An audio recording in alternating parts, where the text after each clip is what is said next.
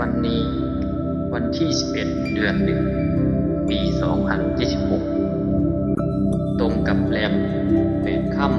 ำคือห่วงเวลาที่พลังแห่งวันพระบรรจบกับจังหวะแห่งมงคลเป็นวันซึ่งความสงบความบริสุทธิ์และความตั้งใจมั่นทางจิตใจแผ่ขยายไปทั่วทั้ง3 แดนโลกสาธุกาลวันนี้เปรียบเสมือนสะพานแห่งเสื่อมใจมนุษย์ให้หวนคืนสู่คุณแห่งธรรมเปิดโอกาสให้ผู้มีศรัทธาได้ตั้งจิตอธิษฐานบำเพ็ญกุศลและประกอบพิธีอันเป็นสิริมงคลให้แก่บ้านเรือนและผู้ที่อยู่อาศัยการบูชาที่พักอาศัยในวันนี้ไม่ใช่เพียงการเคารพต่อสถานที่แต่คือการแสดงความกตัญญูต่อแผ่นดินฟ้าอากาศและสิ่งศักดิ์สิทธิ์ที่คุ้มครองให้ชีวิตดำเนินไปอย่างร่มเย็น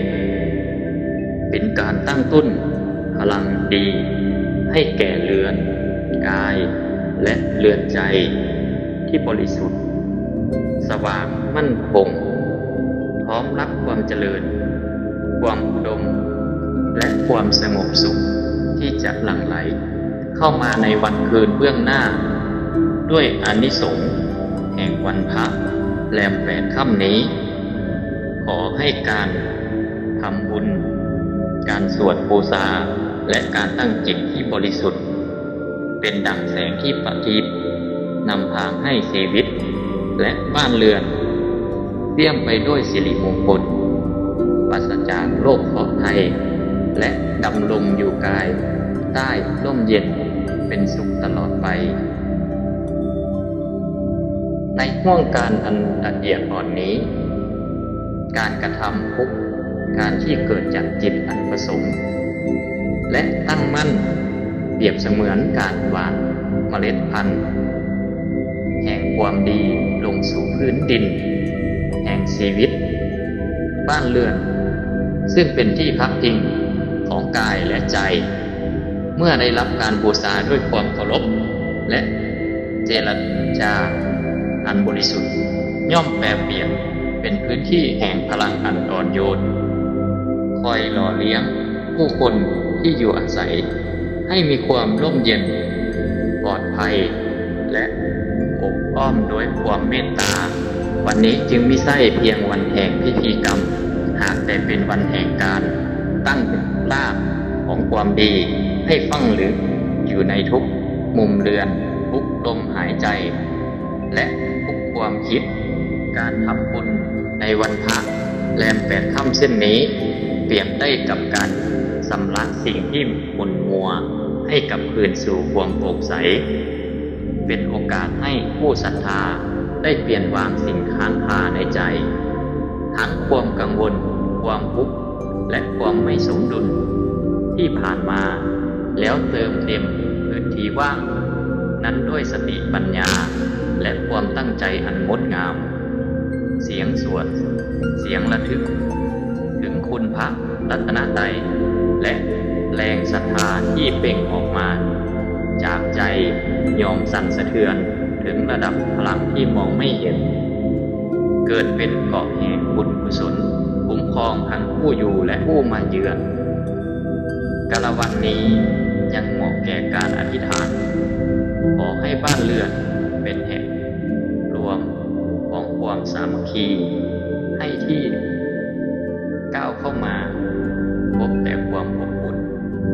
ปราศจากความขัดแย้งและเหตุอันไม่เป็นมงคลให้ทุกมื้ออาหารเต็มไปด้วยความอิ่มเอมทุกการพักผ่อนเต็มไปด้วยความสบายใจและทุกเช้าที่ตื่นขึ้นมามีพลังใจพร้อมเริ่มต้นสิ่งใหม่ๆอย่างมั่นคงอานิสงส์แห่งการบูชาและการทำบุญในวันนี้จะค่อยๆแปรเปลี่ยนเป็นผลดีที่งอกงามไม่สับพลันแต่ยั่งยืนดุลสายน้ำไหลหล่อเลี้ยงชีวิตอย่างเงียบงันเมื่อจิตตั้งมั่นในธรรม บ้านเรือนย่อมเป็นมงคลเมื่อบ้านเรือนเป็นมงคลชีวิตย่อมเป็นสุขและชีวิตเป็นสุขหนทางเบื้องหน้าก็จะค่อยๆเปิดกว้างอย่างสง่างามภายใต้แสงแห่งบุญและความดีที่ได้กระทำไว้ในวันพระอันทรงคุณค่านี้ในวาระแห่งการเงียบลึกและทรงพลังนี้ยังเหมาะแก่การตั้งสัจจะภายในใจเพื่อปรับจังหวะชีวิตให้สอดคล้องกับความถูกต้องและความพอดีการบูชาไม่ใช่จำกัดอยู่เพียงเครื่องสักการะหรือพิธีภายนอกหากรวมถึงการจัดระเบียบความคิดการกล่าวร้อยคำที่สุจริตและการกระทำที่ไม่เบียดเบียนเพราะทุกสิ่งล้วนเป็นคลื่นพลังที่ส่งผลกลับคืนสู่ผู้อยู่อาศัยในเรือนนั้นโดยไม่อาจหลีกเลี่ยงได้บ้านที่ได้รับการดูแลด้วยศีลด้วยสติและด้วยความเอื้ออาทรย่อมกลายเป็นพื้นที่ที่พลังดีอย่างรากมั่นคงแม้ยามเผชิญเหตุผันผวนก็ยังตั้งได้อยู่อย่างไม่หวั่นไหววันนี้ยังเป็นช่วงเวลาอันเหมาะสมแก่การอุทิศส่วนกุศลให้แก่ผู้ล่วงลับเทวดาผู้รักษาสถานที่และสารพรชีวิตที่เคยเกี่ยวข้องกับเรือนนี้ทั้งที่มองเห็นและมองไม่เห็นการระลึกถึงผมด้วยเมตตาเช่นนี้เปรียบเสมือนการเปิดประตูแห่งความปรองดองระหว่างภพภูมิให้พลังที่เคยติดค้างได้คลี่คลายกลายเป็นความสงบและทองโดยไม่ต้องร้องขอบ้านเรือนจึงไม่เพียงเป็นที่อยู่อาศัยแต่เป็นศูนย์รวมแห่งความสมดุลระหว่างอดีตปัจจุบันและอนาคตในแรมแบบถ้ำอันเป็นครึ่งทางของจักรวาลนี้ยังสื่อถึงการปรับแก้การเยียวยาและการเริ่มต้นใหม่อย่างสุขุมที่ตั้งใจทำบุญในวันนี้ย่อมได้ฝึกใจให้รู้จักหยุดพิจารณาและการเลือกเดินในทางที่ไม่เร่งรัดแต่มั่นคงบ้านที่ได้รับพลังแห่งการ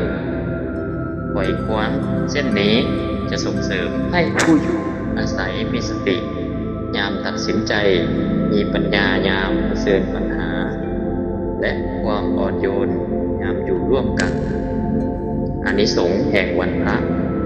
มิได้จำกัดอยู่เพียงวันเดียวหากค่อยๆแผ่ขยายเป็นแรงหนุนในชีวิตประจำวันทำให้เรือนนี้เป็นที่ทึ่งความเหนื่อยล้าปลดวางความหวังได้รับการฟื้นฟูและความดีได้รับการสืบต่อจากรุ่นสู่รุ่นจากวันสู่วันจนกลายเป็นมงคลที่มีในชีวิตเคลื่อนไหวและเติบโตไปพร้อมกับผู้ที่อาศัยอยู่แห่งจริงในครึ่งกลางแห่งพิธีและเจตนาที่ตั้งมั่นนี้ขอนอบน้อมจิตให้สงบระหว่างความฟุ้งซ่านทั้งปวงแล้วรวมใจไว้ในคุณปัจจุบันการอันบริสุทธิ์แห่งวันพระแรม8 ค่ำยังคงดำรงอยู่เป็นสายทานแห่งธรรมค่อยหล่อเลี้ยงค่อยคำและการกระทำให้เปรียบด้วยความหมายบ้านเรือนซึ่งเป็นที่รวมแห่งชีวิตได้รับการกล่าวถึงห่วงเวลานี้ไม่ใช่เพียงในฐานะสิ่งปลูกสร้างหากคือที่พักพิงของกรรมความคิดและชะตาชีวิตของผู้คนที่อยู่อาศัยอยู่ร่วมกันขออนุภาพแห่งความดีที่กำลังกระทำนี้ แทรกซึมไปในทุกรูของพื้นที่ตั้งแต่กรณีที่รองรับเรือนหลังคาที่คุ้มครองแดดฝนจนไปถึงลมหายใจของผู้ที่พักอาศัยให้ทุกมุมของบ้านเป็นที่ตั้งแห่งความสบายใจปราศจากพลังอันหม่นหมองและเหตุอันก่อให้เกิดความไม่ร่มเย็นขอให้การบูชาในห่วงกลางนี้เป็นดังการประสานพลังระหว่างผู้คนธรรมชาติและสิ่งศักดิ์สิทธิ์ให้เกื้อหนุนกันอย่างกลมกลืนมิแตกแยกมิขัดข้องในบทกลางแห่งการนี้ยังเป็นช่วงแห่งการถักทอสายใยแห่งเมตตาขอให้ความปราณีดีที่ตั้งขึ้นด้วยใจจริงแผ่ขยายไปถึงผู้ล่วงลับผู้ที่มีพระคุณเทวดารักษาสถานที่และสวรรค์อีกชีวิตทั้งหลายที่เคยเกี่ยวข้องกับเรือนนี้ไม่ว่าด้วยเหตุใดในอดีตขอให้ทุกดวงจิตได้รับส่วนแห่งบุญกุศลอย่างทั่วถึงเกิดความผ่อนคลายคลี่คลายและพร้อมจะเกื้อกูลกันในภพภูมิที่ต่างกันขอให้บ้านเรือนแห่งนี้เมื่อผ่านบทกลางของพิธีแล้วได้รับการปรับสมดุลทั้งในทางรูปและนามให้พลังที่เคยกระจัดกระจายกลับคืนสู่ความเป็นระเบียบให้ความคิดของผู้ที่อยู่อาศัยมีทิศทางเดียวกันคือทางแห่งความถูกต้องสุจริตและไม่เบียดเบียนเมื่ออยู่ร่วมกันให้เกิดความเข้าใจเมื่อทำมาหากินให้พบความราบรื่นเมื่อเผชิญอุปสรรคให้มีสติและปัญญานำพาบทกลางนี้จึงไม่ใช่เพียงถ้อยคำที่ถูกกล่าวผ่านหากเป็นช่วงเวลาที่ตั้งมั่นให้ทุกสิ่งเชื่อมโยงกันอย่างแน่นแฟ้นเป็นสถานแห่งเจตนากับผลระหว่างความตั้งใจและความเป็นจริงเพื่อให้พิธีและการบูชาดำเนินต่อไปด้วยความสนุกความงดงามและเต็มเปี่ยมด้วยความหมายอันลึกซึ้งในห่วงต่อเนื่องแห่งบทการนี้ขอให้ทุกถ้อยคำที่เพื่อนเอ่ยเป็นดังลมหายใจแห่งสติค่อยๆซึมซาบเข้าสู่ความรู้สึกนึกคิดโดยไม่เร่งรัดไม่คาดหวังและไม่ยึดติดพลังแห่งการบูชาในช่วงเวลานี้ไม่ได้มุ่งหวังการเปลี่ยนแปลงสภาพพันธุ์หากเป็นการปรับคืนชีวิตกับสู่ความกลมกลืนตามควรลองทำให้สิ่งที่เคยค้างคานได้มีโอกาสคลี่คลายและสิ่งที่ยังไม่งอกงามได้เริ่มมีรากฐานอันมั่นคงขอให้บ้านเรือนแห่งนี้เป็นพื้นที่ที่พลังแห่งคำสัตย์และการกระทำตรงกันเมื่อคิดสิ่งใดแล้วให้เกิดความจริงเมื่อคิดสิ่งใดแล้วให้เกิดปัญญานำกันไม่หลงไปกับอารมณ์หรือความประมาทให้ทุกกิจกรรมที่กระทำภายในเรือนมีเหตุผลและมีเมตตาเป็นแกนกลางไม่ว่าจะเป็นการพักผ่อนการสนทนาการตัดสินใจในเรื่องสำคัญของชีวิตในบทการอันยาวลึกนี้ยังมีอุทิศแปลงแห่งความปรารถนาดีไปสู่วันเวลาที่กำลังมาถึงขอให้เส้นทางเบื้องหลังของผู้ที่อยู่อาศัยในเรือนนี้แม้ไม่ทราบเรียบเสมอไปแต่ขอให้มีแสงสว่างให้มองเห็นทางมีความอดทนต่อให้ก้าวต่อไป และมีสติพอให้รู้จักหยุดเมื่อควรหยุดบ้านหลังนี้จึงเป็นที่พี่ผู้คนสามารถกลับมาเยียวยาตนเองได้เสมอไม่ว่าภายนอกจะเผชิญความหนักหนาเพียงใดขอให้พลังแห่งบุญ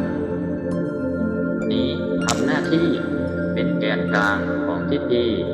เป็นจุดรวมของความตั้งใจทั้งปวงก่อนจะส่งต่อไปสู่บทถัดไปอย่างสุดหนุนนวลให้บุญกุศลที่กำลังก่อรูปขึ้นค่อยๆแผ่ขยายเป็นความมั่นคงความอบอุ่นและความปลอดภัยทั้งในระดับที่มองเห็นและระดับที่สัมผัสได้ด้วยใจเพื่อให้การบูชาและการทำบุญในวันนี้ดำเนินไปอย่างสมบูรณ์งดงามและไม่สูญเปล่าแม้เพียงเสี้ยวหนึ่งในช่วงรอยต่อก่อนกล่าวสู่บทปิดท้ายนี้ขอให้จิตทั้งหลายได้หยุดพักอยู่กับความนิ่งอันอ่อนโยนเป็นห่วงเวลาแห่งการซึมซับผลแห่งเจตนาที่ได้รับรวมกันตั้งไว้ตลอดพิธีพลังที่ก่อรูปขึ้นแล้วไม่จำเป็นต้องเร่งเร้าให้เคลื่อนไหวหากปล่อยให้ค่อยๆจัดเรียงเองตามควรลองแห่งเหตุผลและปัจจัยให้ทุกความตั้งใจที่มีที่ว่างพอจะอย่างมากและมีเวลาพอจะเติบโตอย่างไม่บิดเบี้ยวขอให้บ้านเรือนแห่งนี้ได้รับพลังแห่งความมั่นคงที่ไม่แข็งกระด้างเป็นความมั่นคงที่ยืดหยุ่นรับฟังและปรับตัวได้ตามกาลผู้อยู่อาศัยจงมีใจที่อ่อนโยนต่อกันรู้จักให้อภัยเมื่อผิดพลาด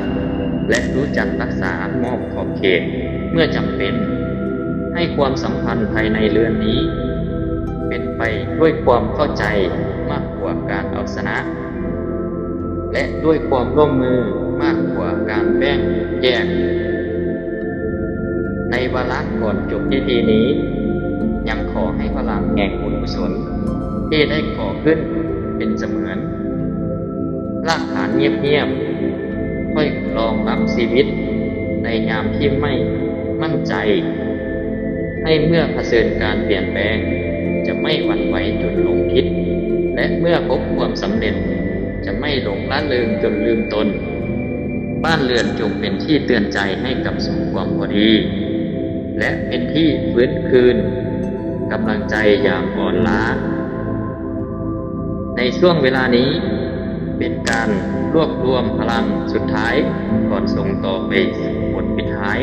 อย่างสมบูรณ์เพื่อให้ถ้อยคำและเจตนาที่กล่าวมาทั้งหมดได้ประสานกับเป็นหนึ่งเดียวกลายเป็นกระแสแห่งความดีที่ไหลต่อเนื่องไม่ขาดตอนและพร้อมจะดำรงอยู่คู่บ้านเรือนและชีวิตของผู้ที่อยู่อาศัยไปอย่างสงบและมั่นคงยั่งยืนเมื่อพิธีและถ้อยคำทั้งปวงใกล้ถึงขีดสุดขอน้อมใจเข้าสู่ความสงบอันลึกซึ้งเพื่อส่งท้ายด้วยเจตนาอันบริสุทธิ์และความมั่นคงพลังแห่งวันพระแรม8 ค่ำที่ได้ร่วมกันก็ขึ้นแล้วบัดนี้เปรียบเสมือนกระแสแห่งความดีที่ได้ถูกปล่อยออกไปอย่างอิสระไม่ผูกมัดไม่เร่งรัดและไม่เปรียบร้องผลตอบแทนขอให้กระแสนี้เดินทางไปตามควรลองของเหตุผลปัจจัยเกิดผลในเวลาที่เหมาะสมและปรากฏในรูปแบบที่เกื้อหนุนต่อชีวิตอย่างแท้จริงขอให้บ้านเรือนแห่งนี้นับแต่วินาทีนี้หลังจากบทปิดท้ายถูกอบล้อมด้วยพลังแห่งความร่มเย็นที่ไม่ยึกทึกเป็นความสงบที่มีชีวิตมีการเคลื่อนไหวและมีการเติบโตให้ทุกอย่างก้าวที่เริ่มต้นด้วยจากเรือนนี้เต็มไปด้วยความปลอดภัยและค ทุกการกลับคืนสู่เรือนนี้เต็มไปด้วยความเบาใจ ขอให้เคราะห์และภัย และเหตุอันใดที่ไม่ปรากฏนาค่อยๆคลี่คลาย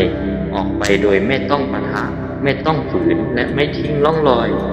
แห่งความทุกข์ไว้เบื้องหลังในบทปิดท้ายนี้ขออัญเชิญแห่งคุณความดีทั้งหลายที่ได้กระทำแล้วไม่ว่าจะมากหรือน้อยได้ตั้งใจหรือเกิดขึ้นโดยบังเอิญให้รวมตัวกันเป็นแรงหนุนเงียบๆค่อยๆคุ้มครองผู้ที่อยู่อาศัยให้มีสติในยามสับสนมีปัญญาในยามตัดสินใจและมีเมตตาในยามอยู่ร่วมกับผู้อื่นบ้านเรือนจึงเป็นที่ซึ่งความดีไม่ถูกลืมและความต้องไม่ละเลยเมื่อห้อยคำสุดท้ายได้เอื้อนเอ่ยออกไปแล้วพ่อให้สิ่งดำเนินต่อไปด้วยความเรียบง่ายแต่เปรียบด้วยความหมายให้บุญกุศลที่ได้สร้างในวันนี้ไม่เพียงเป็นความทรงจำของพิธีหากเป็นพลังที่ยังคงทำงานอยู่ในชีวิตประจำวันคุ้มครองเกื้อกูลและนำพาความสงบสุขให้ยั่งลากยาวนานสืบเนื่องต่อไปอย่างไม่สิ้นสุด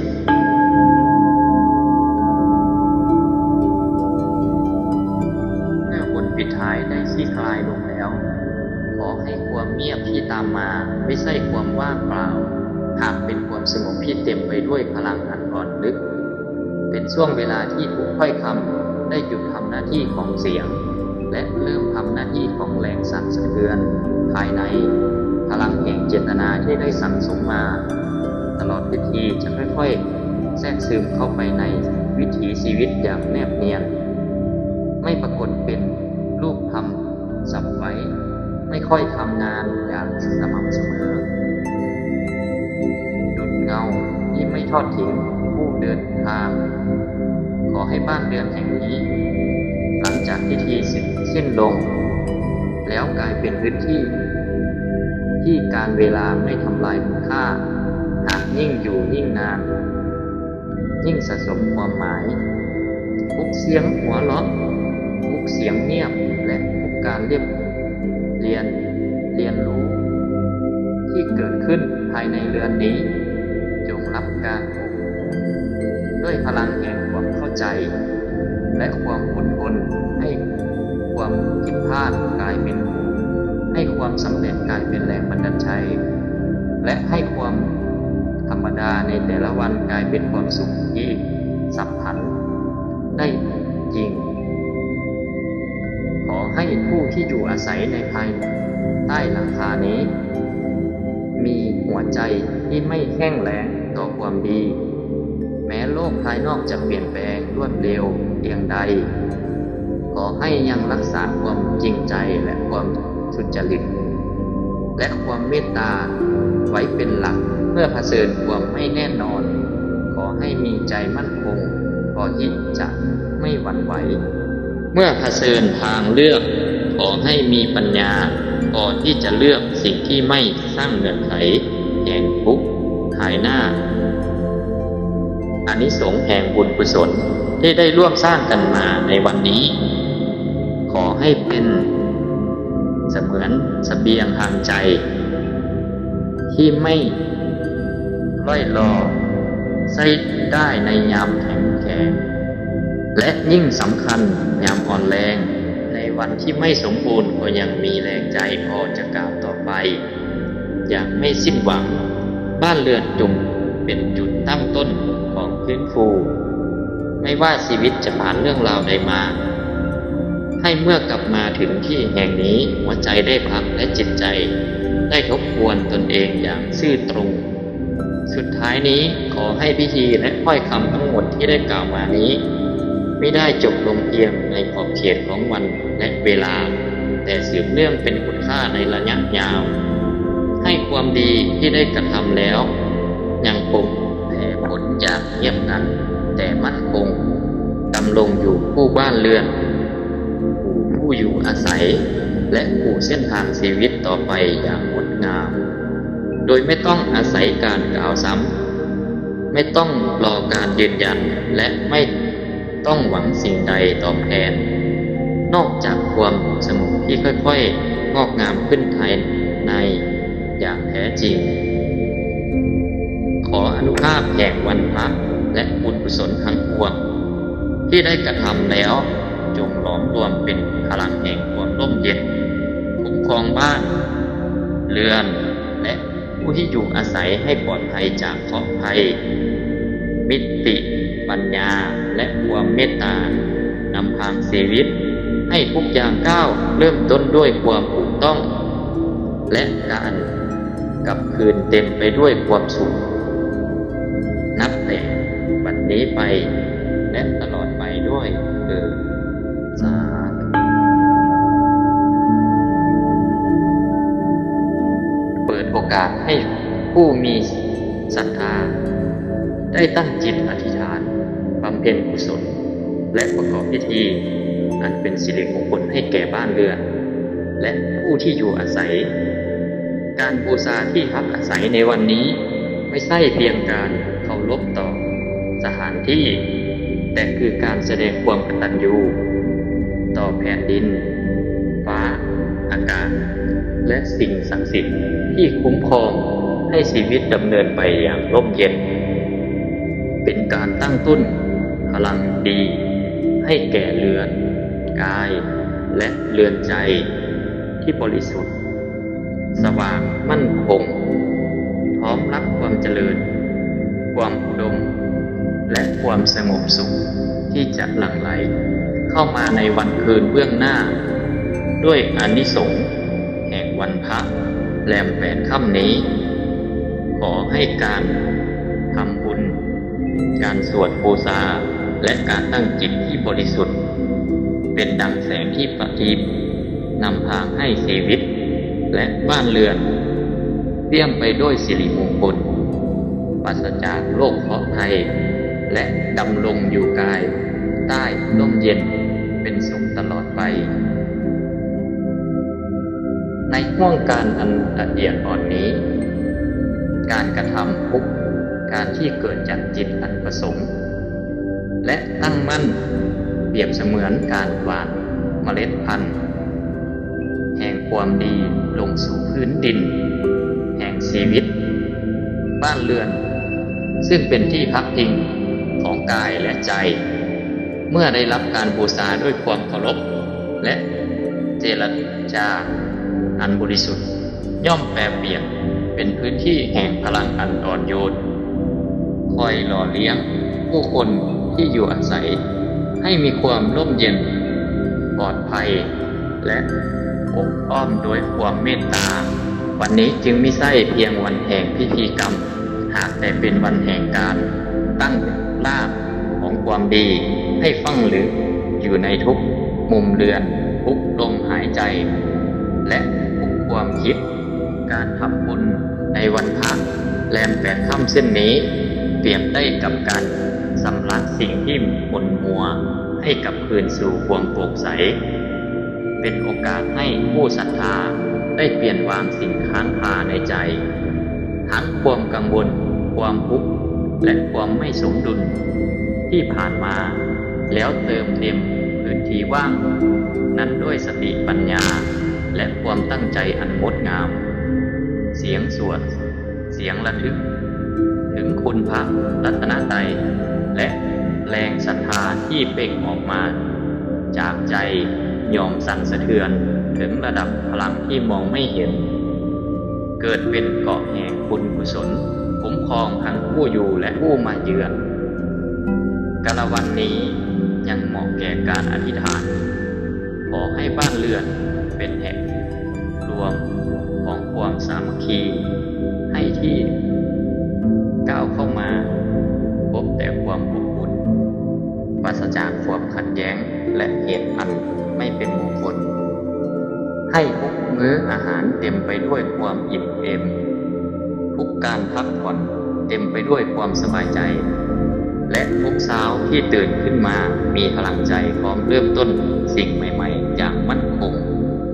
อานิสงส์แห่งการบูชาและ การทำบุญในวันนี้จะค่อยๆแปรเปลี่ยนเป็นผลดีที่งอกงาม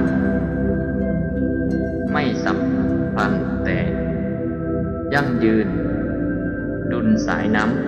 ำไหลหล่อเลี้ยงชีวิตอย่างเงียบงันเมื่อจิตตั้งมั่นในธรรมบ้านเรือนย่อมเป็นมงคลเมื่อบ้านเรือนเป็นมงคลชีวิตย่อมเป็นสุขและชีวิตเป็นสุขหนทางเบื้องหน้าก็จะค่อยๆเปิดกว้างอย่างสง่างามภายใต้แสงแห่งบุญและความดีที่ได้กระทำไว้ในวันพระอันทรงคุณค่านี้ในวาระแห่งการเงียบลึกและทรงพลังนี้ยังเหมาะแก่การตั้งสัจจะภายในใจเพื่อปรับจังหวะชีวิตให้สอดคล้องกับความถูกต้องและความพอดีการบูชาไม่ใช่จำกัดอยู่เพียงเครื่องสักการะหรือพิธีภายนอกหากรวมถึงการจัดระเบียบความคิดการกล่าวถ้อยคำที่สุจริตและการกระทำที่ไม่เบียดเบียนเพราะทุกสิ่งล้วนเป็นคลื่นพลังที่ส่งผลกลับคืนสู่ผู้อยู่อาศัยในเรือนนั้นโดยไม่อาจหลีกเลี่ยงได้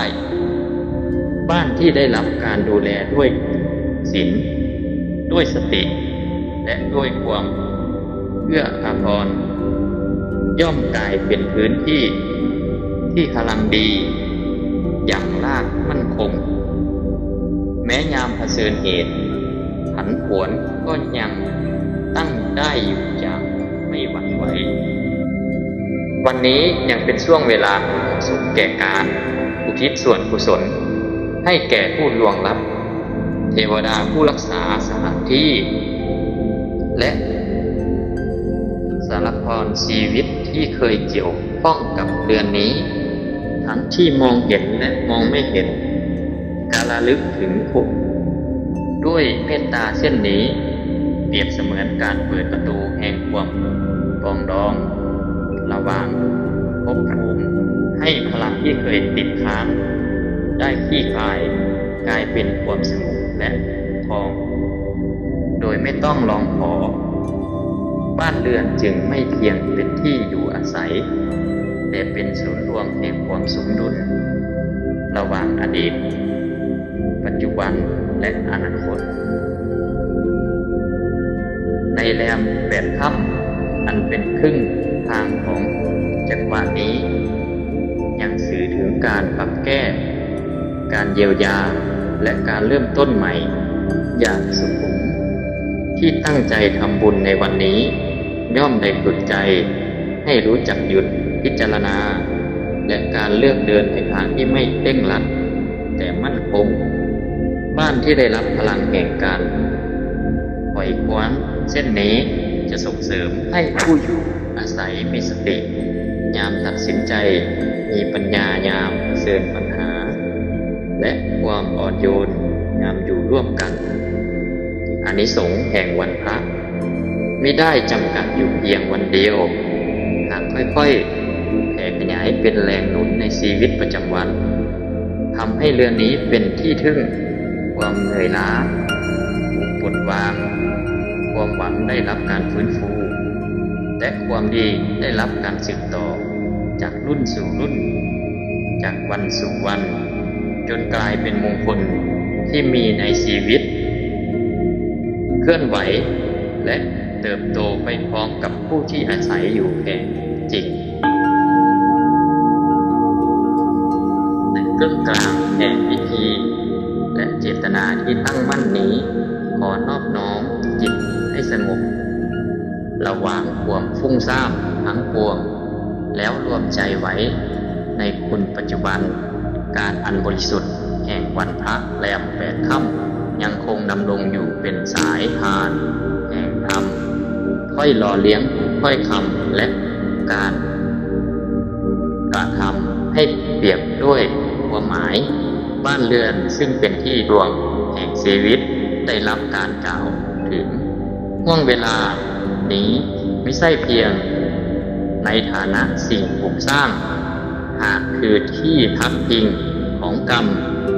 ความคิดและชะตาชีวิตของผู้คนที่อยู่อาศัยอยู่ร่วมกัน ขออนุภาพแห่งความดีที่กำลังกระทำนี้แทรกซึมไปในทุกรูของพื้นที่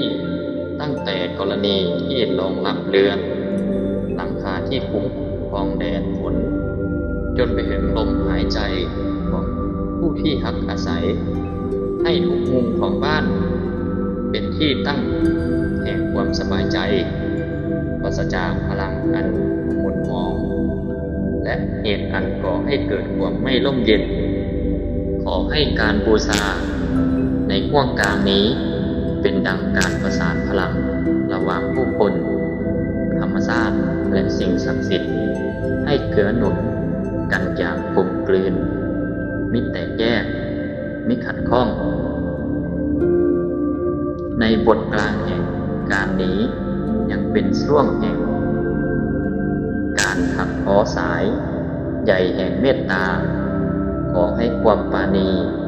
ดีที่ตั้งขึ้นด้วยใจจริงแผ่ขยายไปถึงผู้ล่วงลับผู้ที่มีพระคุณ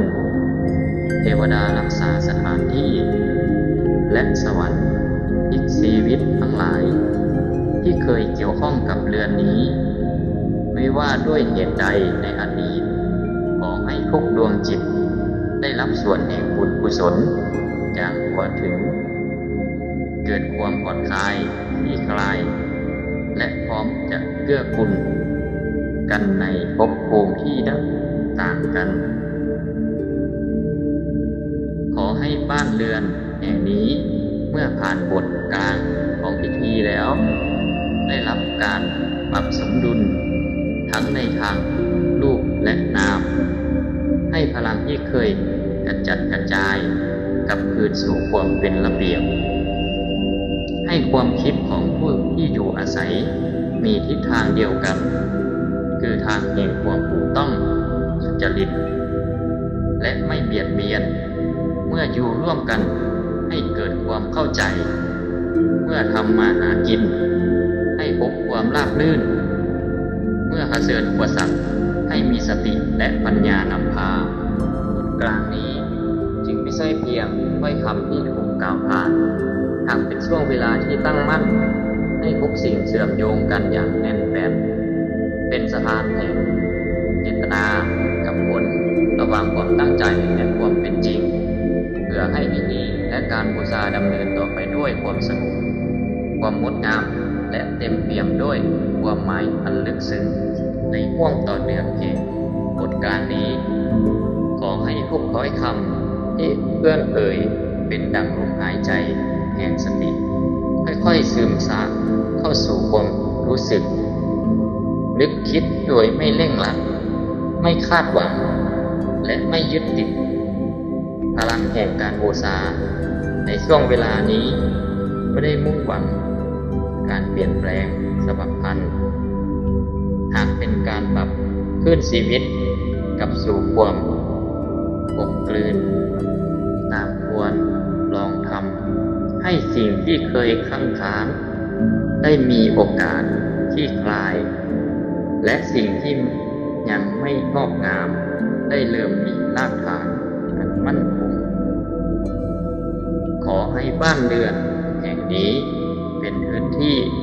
ที่พลังแห่งคำสัตย์และการกระทำตรงกันเมื่อคิดสิ่งใดแล้วให้เกิดความจริงเมื่อคิดสิ่งใดแล้วให้เกิดปัญญานำกันไม่หลงไปกับอารมณ์หรือความประมาทให้ทุกกิจกรรมที่กระทำภายในเรือนมีเหตุผลและมีเมตตาเป็นแกนกลางไม่ว่าจะเป็นการพักผ่อนการสนทนาการตัดสินใจในเรื่องสำคัญของชีวิตในบทกลางอันยาวลึกนี้ยังมีอุทิศแปลงแห่งความปรารถนาดีไปสู่วันเวลาที่กำลังมาถึงขอให้เส้นทางเบื้องหลังของผู้ ที่อยู่อาศัยในเรือนนี้ แม้ไม่ทราบเรียบเสมอไปแต่ขอให้มีแสงสว่างให้มองเห็นทางมีความอดทนต่อให้ก้าวต่อไปและมีสติพอให้รู้จักหยุดเมื่อควรหยุดบ้านหลังนี้จึงเป็นที่ผู้คนสามารถกลับมาเยียวยาตนเองได้เสมอไม่ว่าภายนอก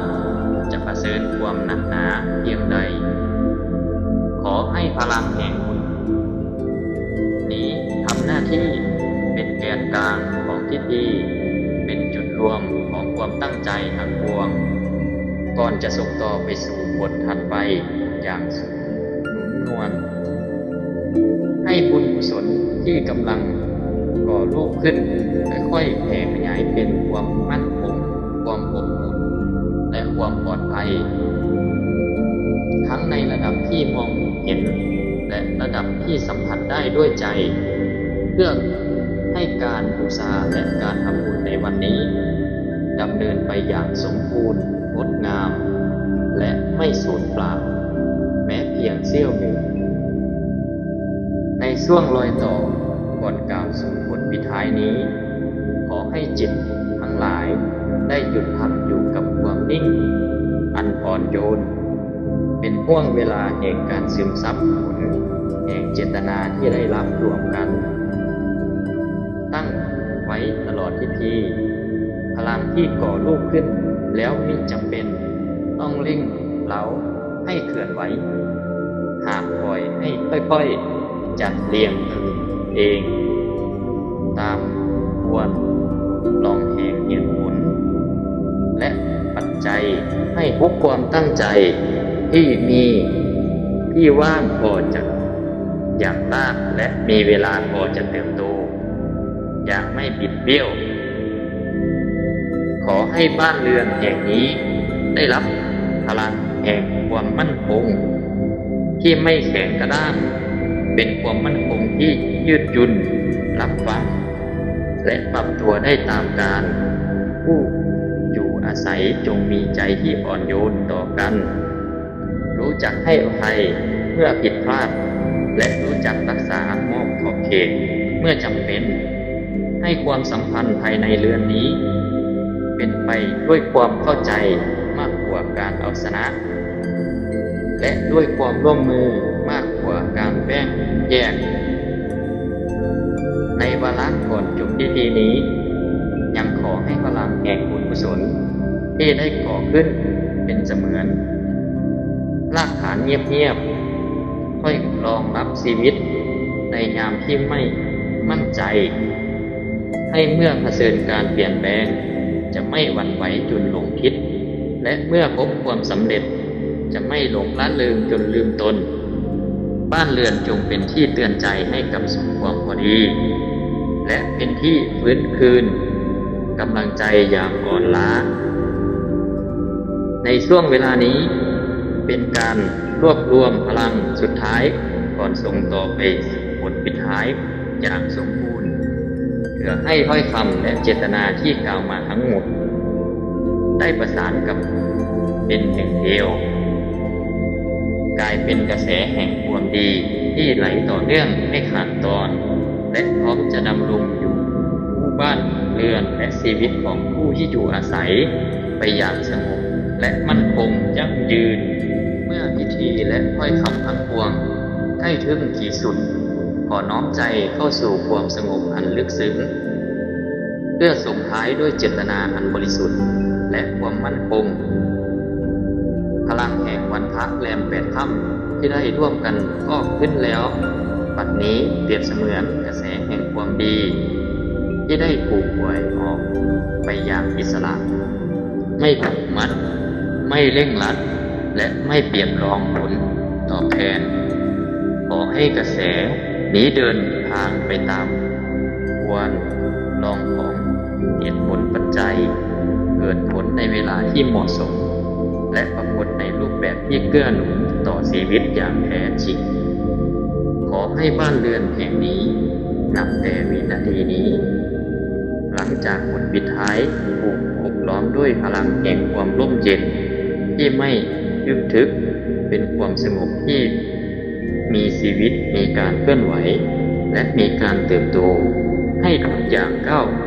ที่เริ่มต้นด้วยจากเดือนนี้เต็มไปด้วยความปลอดภัยและทุกการกลับคืนสู่เดือนนี้เต็มไปด้วยความเบาใจขอให้เคราะห์และภัยและเหตุอันใดที่ไม่ปรากฏนาค่อยๆคลี่คลายออกไปโดยไม่ต้องปะทะไม่ต้องฝืนและไม่ทิ้งร่องรอยแห่งความทุกข์ไว้เบื้องหลังในบทปิดท้ายนี้ขออัญเชิญแห่งคุณความดีทั้งหลายที่ได้กระทำแล้วไม่ว่าจะมากหรือน้อยได้ตั้งใจหรือเกิดขึ้นโดยบังเอิญให้รวมตัวกันเป็นแรงหนุนเงียบๆค่อยๆคุ้มครองผู้ที่อยู่อาศัยให้มีสติในยามสับสนมีปัญญาในยามตัดสินใจและมีเมตตาในยามอยู่ร่วมกับผู้อื่นบ้านเรือนจึงเป็นที่ซึ่งความดีไม่ถูกลืมและความต้องไม่ละเลยเมื่อถ้อยคำสุดท้ายได้เอื้อนเอ่ยออกไปแล้วข้อให้สิ่งดำเนินต่อไปด้วยความเรียบง่ายแต่เปรียบเรียนด้วยความหมายให้บุญกุศลที่ได้สร้างในวันนี้ไม่เพียงเป็นความทรงจำของพิธีหากเป็นพลังที่ยังคงทำงานอยู่ในชีวิตประจำวันคุ้มครองเกื้อกูลและนำพาความสงบสุขให้ยั่งลากยาวนานสืบเนื่องต่อไปอย่างไม่สิ้นสุด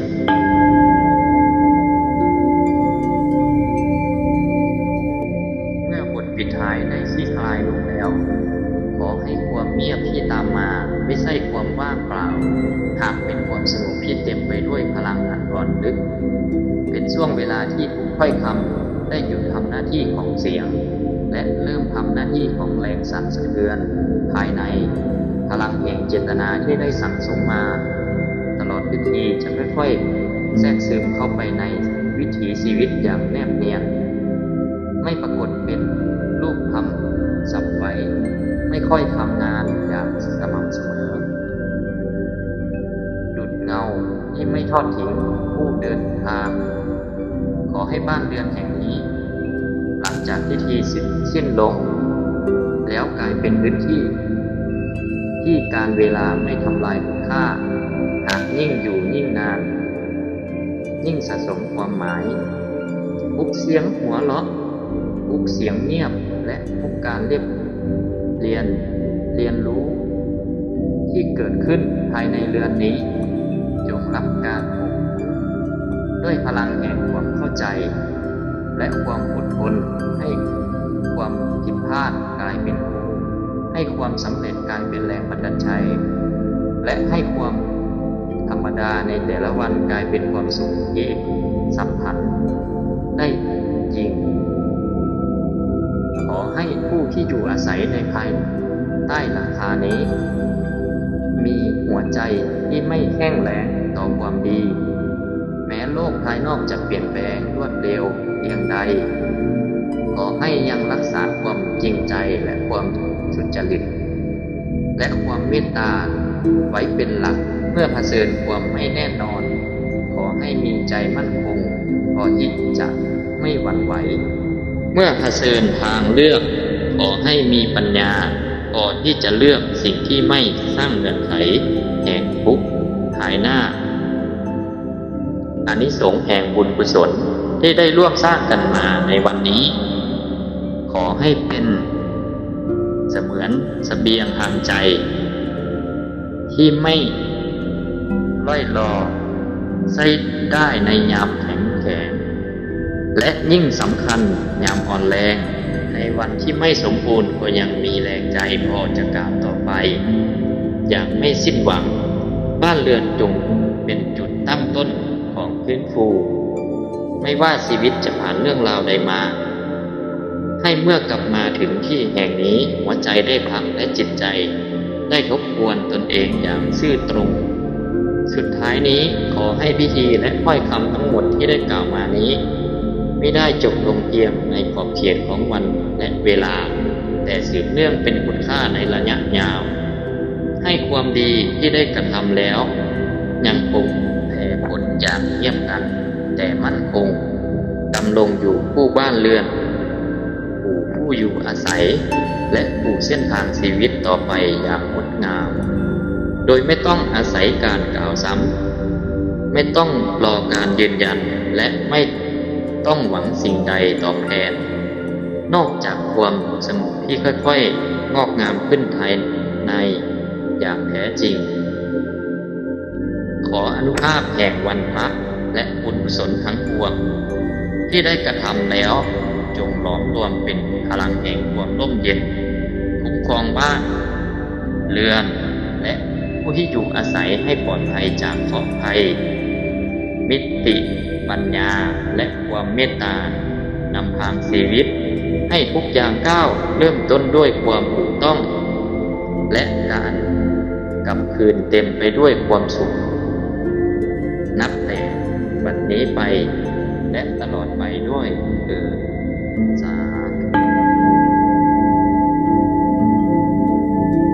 วันนี้ยังเป็นช่วงเวลาอันเหมาะสมแก่การอุทิศส่วนกุศลให้แก่ผู้ล่วงลับ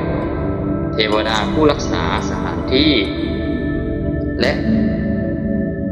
สารพรชีวิตที่เคยเกี่ยวข้องกับเรือนนี้ทั้งที่มองเห็นและมองไม่เห็นการระลึกถึงผมด้วยเมตตาเช่นนี้เปรียบเสมือนการเปิดประตูแห่งความปรองดองระหว่างภพภูมิให้พลังที่เคยติดค้างได้คลี่คลายกลายเป็นความสงบและทองโดยไม่ต้องร้องขอบ้านเรือนจึงไม่เพียงเป็นที่อยู่อาศัยแต่เป็นศูนย์รวมแห่งความสมดุลระหว่างอดีตปัจจุบันและอนาคตในแรม8 ค่ำอันเป็นครึ่งทางของจังหวะนี้ยังสื่อถึงการปรับแก้การเยียวยาและการเริ่มต้นใหม่อย่างสุขุมที่ตั้งใจทำบุญในวันนี้ย่อมได้ฝึกใจให้รู้จักหยุดพิจารณาและการเลือกเดินในทางที่ไม่เร่งรัดแต่มั่นคงบ้านที่ได้รับพลังแห่งการปล่อยวางเช่นนี้จะส่งเสริมให้ผู้อยู่อาศัยมีสติยามตัดสินใจมีปัญญายามเผชิญปัญหาและความอ่อนโยนยามอยู่ร่วมกันอานิสงส์แห่งวันพระไม่ได้จำกัดอยู่เพียงวันเดียวหากค่อยๆแผ่ขยายเป็นแรงหนุนในชีวิตประจำวันทำให้เรื่องนี้เป็นที่ทึ่งความเหนื่อยล้าปลดวางความหวังได้รับการฟื้นฟูและความดีได้รับการสืบต่อจากรุ่นสู่รุ่นจากวันสู่วันจนกลายเป็นมงคลที่มีในชีวิตเคลื่อนไหวและเติบโตไปพร้อมกับผู้ที่อาศัยอยู่แห่งจริงในกึ่งกลางแห่งพิธีและเจตนาที่ตั้งมั่นนี้ขอนอบน้อมจิตให้สงบระหว่างความฟุ้งซ่านทั้งปวงแล้วรวมใจไว้ในคุณปัจจุบันการอันบริสุทธิ์แห่งวันพระแรม8 ค่ำยังคงดำรงอยู่เป็นสายทานแห่งธรรมค่อยหล่อเลี้ยงค่อยคำและการกระทำให้เปรียบด้วยความหมายบ้านเรือนซึ่งเป็นที่รวมแห่งชีวิตได้รับการกล่าวถึงห่วงเวลานี้ไม่ใช่เพียงในฐานะสิ่งปลูกสร้างหากคือที่พักพิงของกรรมความคิดและชะตาชีวิตของผู้คนที่อยู่อาศัยอยู่ร่วมกันขออนุภาพแห่งความดีที่กำลังกระทำนี้แทรกซึมไปในทุกรูของพื้นที่ตั้งแต่กรณีที่รองรับเรือนหลังคาที่คุ้มครองแดดฝนจนไปถึงลมหายใจของผู้ที่พักอาศัยให้ทุกมุมของบ้านเป็นที่ตั้งแห่งความสบายใจป ราศจากพลังอันหม่นหมอง และเหตุอันก่อให้เกิดความไม่ร่มเย็น ขอให้การบูชาในห่วงกลางนี้เป็นดังการประสานพลังระหว่างผู้คนธรรมชาติและสิ่งศักดิ์สิทธิ์ให้เกื้อหนุนกันอย่างกลมกลืนมิแตกแยกมิขัดข้องในบทกลางแห่งการนี้ยังเป็นช่วงแห่งการถักทอสายใยแห่งเมตตาขอให้ความปราณีดีที่ตั้งขึ้นด้วยใจจริงแผ่ขยายไปถึงผู้ล่วงลับผู้ที่มีพระคุณเทวดารักษาสถานที่และสวรรค์อีกชีวิตทั้งหลายที่เคยเกี่ยวข้องกับเรือนนี้ไม่ว่าด้วยเหตุใดในอดีตขอให้ทุกดวงจิตได้รับส่วนแห่งบุญกุศลอย่างทั่วถึงเกิดความผ่อนคลายคลี่คลายและพร้อมจะเกื้อกูลกันในภพภูมิที่ต่างกันขอให้บ้านเรือนแห่งนี้เมื่อผ่านบทกลางของพิธีแล้วได้รับการปรับสมดุลทั้งในทางรูปและนามให้พลังที่เคยกระจัดกระจายกลับคืนสู่ความเป็นระเบียบให้ความคิดของผู้ที่อยู่อาศัยมีทิศทางเดียวกันคือทางแห่งความถูกต้องสุจริตและไม่เบียดเบียนเมื่ออยู่ร่วมกันให้เกิดความเข้าใจเมื่อทำมาหากินให้พบความราบรื่นเมื่อเผชิญอุปสรรค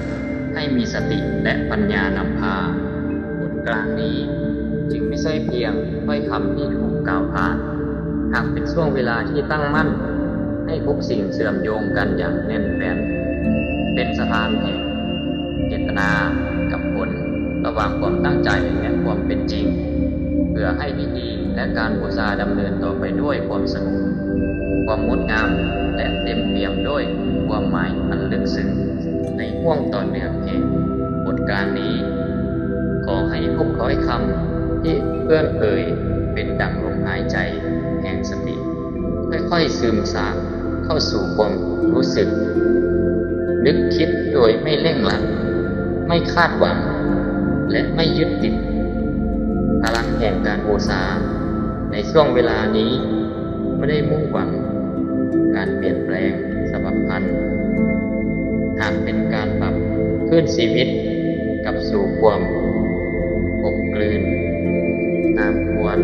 ลองทำให้สิ่งที่เคยค้างคานได้มีโอกาส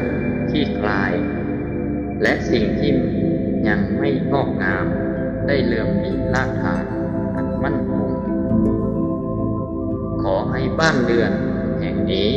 เป็นพื้นที่ที่พลังแห่งคำสัตย์และการกระทำตรงกันเมื่อคิดสิ่งใดแล้วให้เกิดความจริงเมื่อคิดสิ่งใดแล้วให้เกิดปัญญานำกันไม่หลงไปกับอารมณ์หรือความประมาทให้ทุกกิจกรรมที่กระทำภายในเรือนมีเหตุผลและมีเมตตาเป็นแกนกลางไม่ว่าจะเป็นการพักผ่อนการสนทนาการตัดสินใจในเรื่องสำคัญของชีวิตในบทกลางอันยาวลึกนี้ยังมีอุทิศแปลงแห่งความปรารถนาดีไปสู่วันเวลาที่กำลังมาถึงขอให้เส้นทางเบื้องหลังของผู้ที่อยู่อาศัยในเรือนนี้แม้ไม่ทราบเรียบเสมอไปแต่ขอให้มีแสงสว่างให้มองเห็นทางมีความอดทนต่อให้ก้าวต่อไปและมีสติพอให้รู้จักหยุดเมื่อควรหยุดบ้านหลังนี้จึงเป็นที่พี่ผู้คนสามารถกลับมาเยียวยาตนเองได้เสมอไม่ว่าภายนอกจะเผชิญความหนักหนาเพียงใดขอให้พลังแห่งบุญนี้ทำหน้าที่เป็นแก นกลางของทิศดีเป็นจุดรวมของความตั้งใจทั้งปวงก่อนจะส่งต่อไปสู่ผลถัดไปอย่างนุ่มนวลให้บุญกุศลที่กำลังก่อรูปขึ้นค่อยๆแผ่ขยายเป็นความมั่นคงความอบอุ่นและความปลอดภัยทั้งในระดับที่มองเห็นและระดับที่สัมผัสได้ด้วยใจเพื่อให้การบูชาและการทำบุญในวันนี้ดำเนินไปอย่างสมบูรณ์งดงามและไม่สูญเปล่าแม้เพียงเสี้ยวหนึ่งในช่วงรอยต่อก่อนกล่าวสู่บทปิดท้ายนี้ขอให้จิตทั้งหลายได้หยุดพักอยู่กับความนิ่งอันอ่อนโยนเป็นห่วงเวลาแห่งการซึมซับผลแห่งเจตนาที่ได้รับรวมกันตั้งไว้ตลอดทิศทีพลังที่ก่อรูปขึ้นแล้วมิจำเป็นต้องเร่งเร้าให้เคลื่อนไหวหากปล่อยให้ค่อยๆจัดเรียงเองตามควรลองแห่งเหตุผลและปัจจัยให้ทุกความตั้งใจที่มีที่ว่างพอจะอย่างมากและมีเวลาพอจะเติบโตอย่างไม่บิดเบี้ยวขอให้บ้านเรือนแห่งนี้ได้รับพลังแห่งความมั่นคงที่ไม่แข็งกระด้างเป็นความมั่นคงที่ยืดหยุ่นรับฟังและปรับตัวได้ตามกาลผู้อยู่อาศัยจงมีใจที่อ่อนโยนต่อกันรู้จักให้อภัยเมื่อผิดพลาด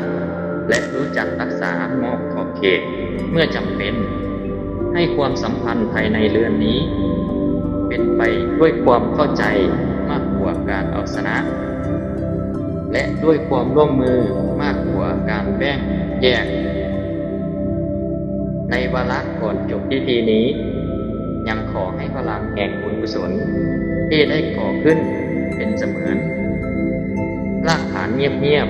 ๆค่อยรองรับชีวิตในยามที่ไม่มั่นใจให้เมื่อเผชิญการเปลี่ยนแปลงจะไม่หวั่นไหวจุดหลงคิดและเมื่อพบความสำเร็จ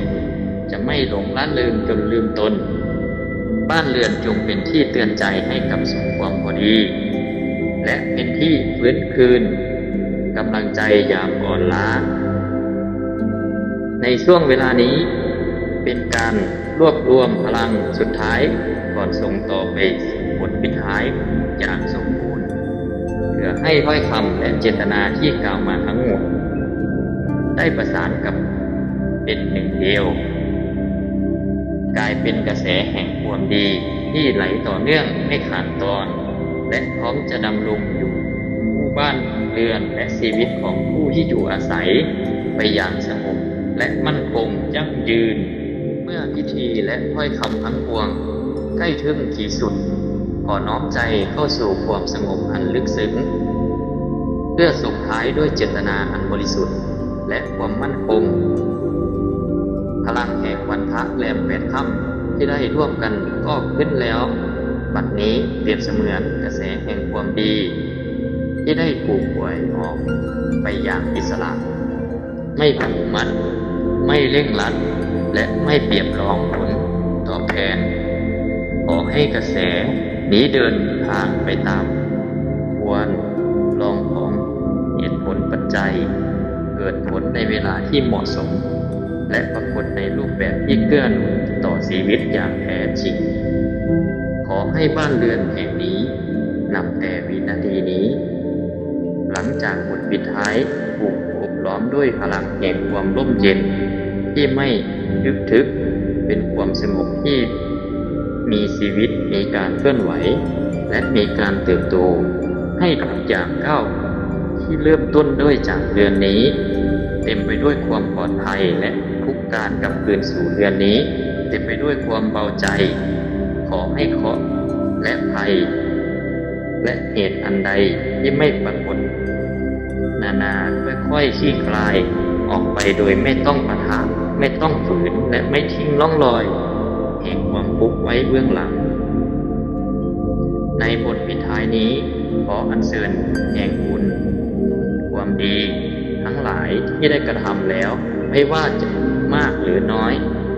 ได้ตั้งใจหรือเกิดขึ้นโดยบังเอิญให้รวมตัวกันเป็นแรงหนุนเงียบๆค่อยๆคุ้มครองผู้ที่อยู่อาศัยให้มีสติในยามสับสนมีปัญญาในยามตัดสินใจและมีเมตตาในยามอยู่ร่วมกับผู้อื่นบ้านเรือนจึงเป็นที่ซึ่งความดีไม่ถูกลืมและความต้องไม่ละเลยเมื่อถ้อยคำสุดท้ายได้เอื้อนเอ่ยออกไปแล้วข้อให้สิ่งดำเนินต่อไปด้วยความเรียบง่ายแต่เปลี่ยนด้วยความหมายให้บุญกุศลที่ได้สร้างในวันนี้ไม่เพียงเป็นความทรงจำของพิธีหากเป็นพลังที่ยังคงทำงานอยู่ในชีวิตประจำวันคุ้มครองเกื้อกูลและนำพาความสงบสุขให้ยั่งลากยาวนานสืบเนื่องต่อไปอย่างไม่สิ้นสุด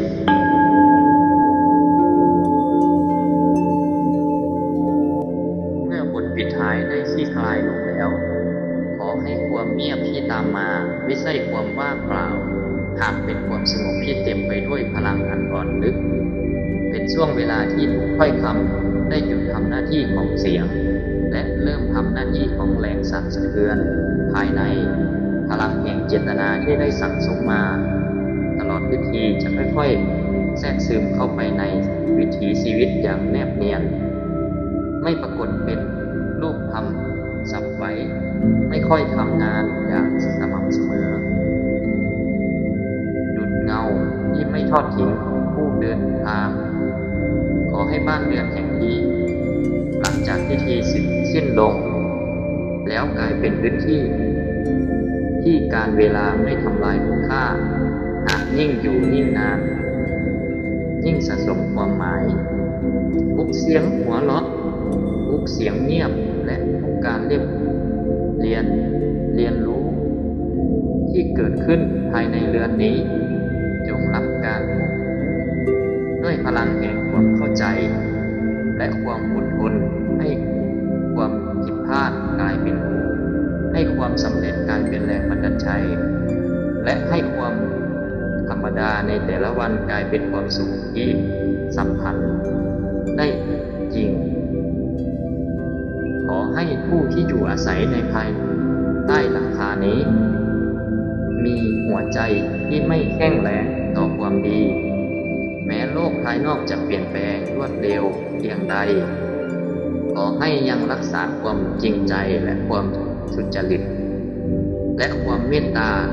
ไว้เป็นหลักเพื่อเผชิญความไม่แน่นอนขอให้มีใจมั่นคงพอที่จะไม่หวั่นไหวเมื่อเผชิญทางเลือกขอให้มีปัญญาพอที่จะเลือกสิ่งที่ไม่สร้างเงื่อนไขแห่งทุกข์ภายหน้าอานิสงส์แห่งบุญกุศลที่ได้ร่วมสร้างกันมาในวันนี้ขอให้เป็นเสมือนเสบียงทางใจที่ไม่ล่อยรอใช้ได้ในยามแข็งและยิ่งสำคัญยามอ่อนแรงในวันที่ไม่สมบูรณ์ก็ยังมีแรงใจพอจะก้าวต่อไปอย่างไม่สิ้นหวังบ้านเรือนจงเป็นจุดตั้งต้นของฟื้นฟูไม่ว่าชีวิตจะผ่านเรื่องราวใดมาให้เมื่อกลับมาถึงที่แห่งนี้หัวใจได้พักและจิตใจได้ทบทวนตนเองอย่างซื่อตรงสุดท้ายนี้ขอให้พิธีและถ้อยคำทั้งหมดที่ได้กล่าวมานี้ไม่ได้จบลงเพียงในขอบเขตของวันและเวลาแต่สืบเนื่องเป็นคุณค่าในระยะยาวให้ความดีที่ได้กระทำแล้วยังคงแผ่ผลอย่างเงียบงันแต่มั่นคงดำรงอยู่คู่บ้านเรือนผู้อยู่อาศัยและผู้เส้นทางชีวิตต่อไปอย่างงดงามโดยไม่ต้องอาศัยการกล่าวซ้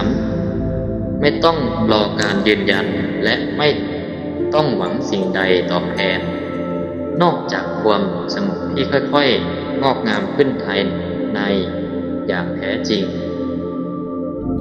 ขออนุภาพแห่งวันพระและบุญกุศลทั้งปวง ที่ได้กระทำแล้วจงหลอมรวมเป็นพลังแห่งความร่มเย็นคุ้มครองบ้านเรือนและผู้ที่อยู่อาศัยให้ปลอดภัยจากเคราะห์ภัยมิติปัญญาและความเมตตานำทางชีวิตให้ทุกอย่างก้าวเริ่มต้นด้วยความถูกต้องและการกลับคืนเต็มไปด้วยความสุขนับแต่บัดนี้ไปและตลอดไปด้วย